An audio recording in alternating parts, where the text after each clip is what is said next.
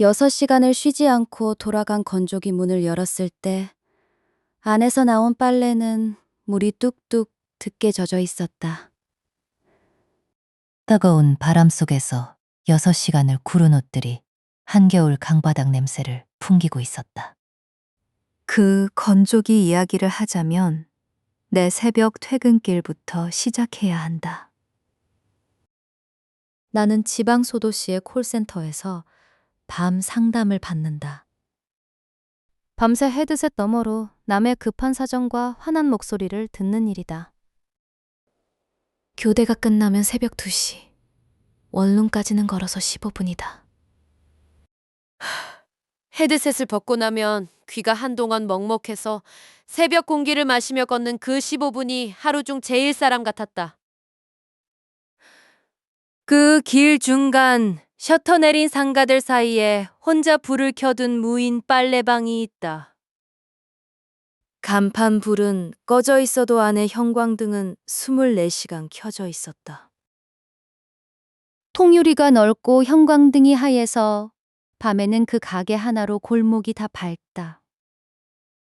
밤에 일하는 사람에게 빨래할 시간은 마땅치 않아서 나는 퇴근길에 세탁기를 돌려놓고 앉아 기다리는 버릇을 들였다. 세제 냄새와 기계가 도는 낮은 진동 속에 앉아 있으면 하루 치소음이 씻겨 나가는 기분이 들었다. 새벽 2시 반의 빨래방에는 늘 나 혼자였다. 정확히 말하면 사람은 나 혼자였다. 5번 건조기는 내가 처음 간 날부터 돌아가고 있었다. 둥근 유리창 너머로 어두운 색 옷가지가 천천히 구르는 게 보였다. 처음에는 누가 돌려놓고 잠깐 자리를 비웠겠거니 했다.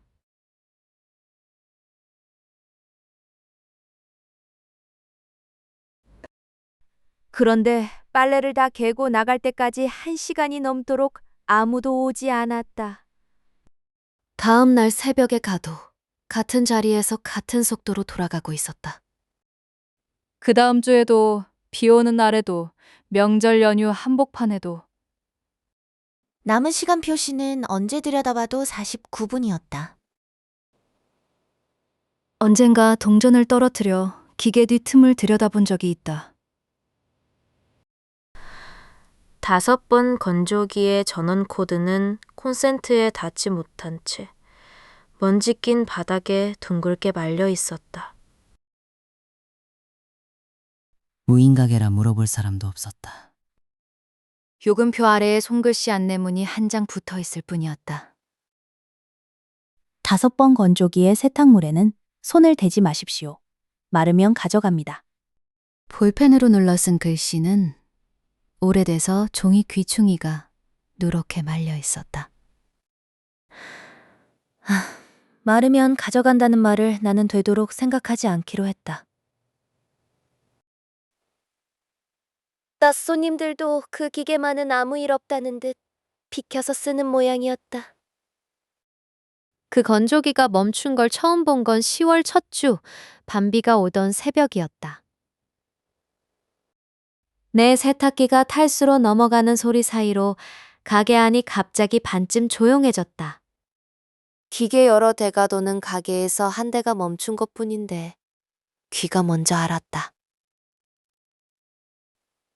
5번 건조기의 유리창이 어두웠고 남은 시간 표시는 0분이 되어 있었다. 나는 그 앞에 한참 서 있다가 손잡이를 당겼다. 당기면서도 속으로 변명했다. 손을 대지 말라던 건 세탁물이지. 문이 아니니까. 6시간이 아니라 몇 달을 돌았을 통하니 그렇게 젖어 있었다. 옷을 꺼내보지는 못했고 벌어진 문틈으로 냄새가 먼저 밀려나왔다. 물비린내에 흙냄새가 섞인 살얼음 낀 강가의 냄새였다. 남자 셔츠 소매 하나가 문턱에 늘어져 바닥에 가늘게 물을 긋고 있었다. 소매 단추가 한 알 비어 있었고 그 자리만 실밥이 길게 풀려 있었다. 나는 문을 도로 밀어 닫았다. 손을 떼기도 전에 건조기가 저 혼자 다시 돌기 시작했다. 남은 시간은 다시 49분이 되어 있었다. 그러고도 나는 그 빨래방에 계속 갔다. 새벽에 갈 수 있는 빨래방은 거기뿐이었고 무엇보다 낮에 지나가며 보면 모든 게 멀쩡했다. 기계 한 대가 이상한 것과 세제 냄새 속에서 조는 새벽의 평화는 별개의 일이라고 여겼다. 11월 들어 첫 한파가 온 새벽, 가게에 들어서는데 어딘가 허전했다.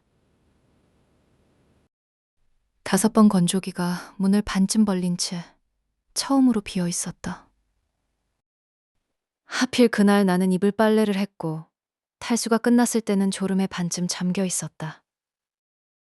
이불을 안은 채 가장 가깝고 문이 열려있던 건조기에 밀어넣고 동전을 넣었다. 원룸에 돌아와 자리에 눕고 나서야 그 건조기가 몇 번이었는지 떠올랐다. 뛰어 돌아갔을 때 5번 건조기는 다시 돌고 있었다. 유리창 너머로 내 이불이 어두운 쇠고까지들과 함께 천천히 구르는 중이었다. 남은 시간은 49분. 동이 틀 때까지 지켜봤지만 그 숫자는 한 번도 줄지 않았다. 아침 손님이 문을 밀고 들어와서야 나는 자리에서 일어났다. 그 사람은 5번 앞에 선 나를 흘깃 보더니 제일 먼 세탁기에 빨래를 넣었다. 이불은 사흘 뒤에 돌아왔다. 새벽에 가보니 5번 건조기 앞 탁자에 반듯하게 개켜져 있었다. 바짝 말라 있었는데 얼굴을 가까이 대자 그 냄새가 났다. 한겨울 강바닥 냄새. 이 빨래방 것이 아닌 냄새가 내 이불에서 나고 있었다. 나는 그 이불을 그날로 내다 버렸다. 그날 낮 요금표 밑에 적힌 관리번호로 전화를 걸었다. 신호가 한참 가고서야 나이든 남자 목소리가 받았다. 고장 신고를 하는 척하다가 5번 건조기에 실수로 이불을 넣었다고 털어놓았다. 수화기 저쪽이 잠깐 조용해졌다. 노인은 낮게 말했다. 넣은 건 어쩔 수 없고 돌려받은 건 쓰지 마요. 버렸다고 하자 노인은 잘했다고 처음으로 조금 빠르게 말했다. 그 기계는 자기가 들여놓은 물건이 아니라는 말도 덧붙였다. 가게를 차리러 들어왔을 때부터 빈 상가 한가운데서 혼자 돌고 있었다고 했다. 더 묻기 전에 전화가 끊겼고 다시 걸었을 때는 받지 않았다. 그 주부터 5번 건조기 창 너머에 내 옷이 하나씩 보이기 시작했다.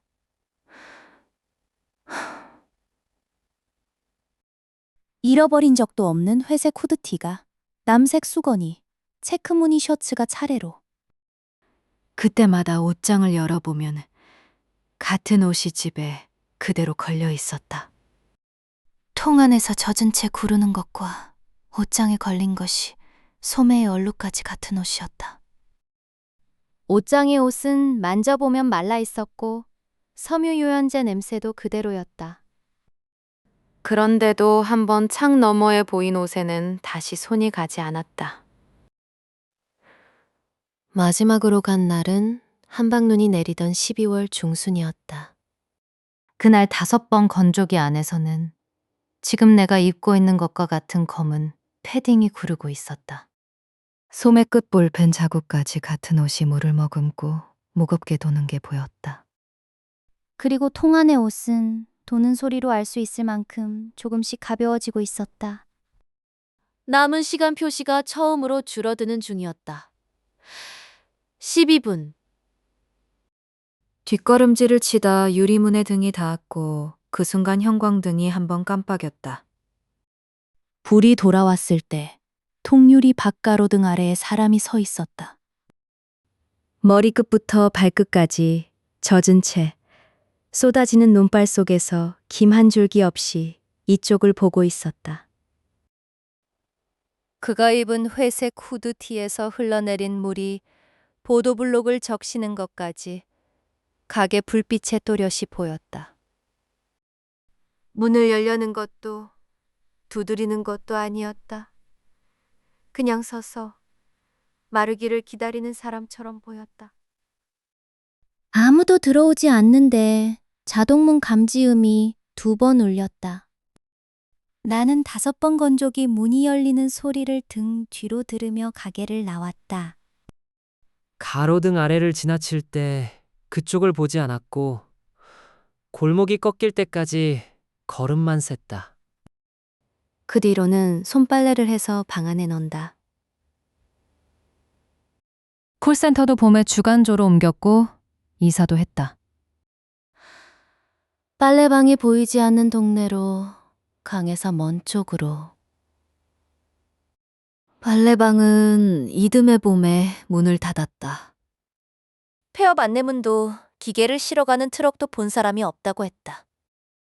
누가 안쪽에서 신문지로 통유리를 가렸는데 종이 틈으로 보이는 가게 안은 한낮에도 어둡다. 그 어둠 속에서 5번짜리의 주황색 불빛 하나가 아직 천천히 돌고 있다.